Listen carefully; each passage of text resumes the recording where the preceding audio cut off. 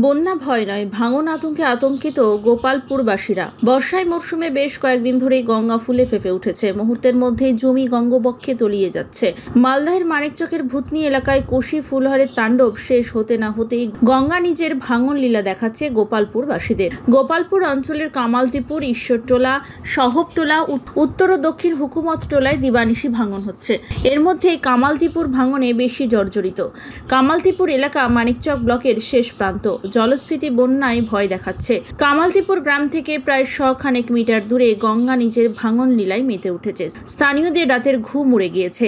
কখন জানি তাদের ঘর নদীবক্ষে চলে না যায়। ভিটে মাটি হারানোর ভয়ে তাদের ঘুম উড়েছে চোখ থেকে। বাঁধ তো কই কাটবে, বাঁধ কেটে যাবে। হ্যাঁ, আচ্ছা। আর লোদি কামালতিপুরে পানি জল ঢুকে গিয়েছে, ঢুকতে পারছে। আচ্ছা, মানে কিছু হলে গ্রামে ঢুকে যেতে পারে জল বাড়লে। হ্যাঁ, ঠিক পেছে যাবে তো। ভয় লাগছে আমাকে, সবাইকে ভয় লাগছে, এটা আমাকে লাগছে না, সবাইকে লাগছে রে বাবা। এই নদী কি ভাঙছে? হ্যাঁ, ভাঙছে তো, কাটছে নদী। হ্যাঁ কাটছে তো। এত নদীর কিনারে আসছে বানের কাছে, কোন দিন ভাঙলে কি ভাঙলো, একটু তো বেশি দূর না, 2 হাত আছে, 2 হাত মরতে আছে বাঁধ থেকে। হ্যাঁ, বাঁধ থেকে তারপরে ভেঙে যেতে পারে। হ্যাঁ।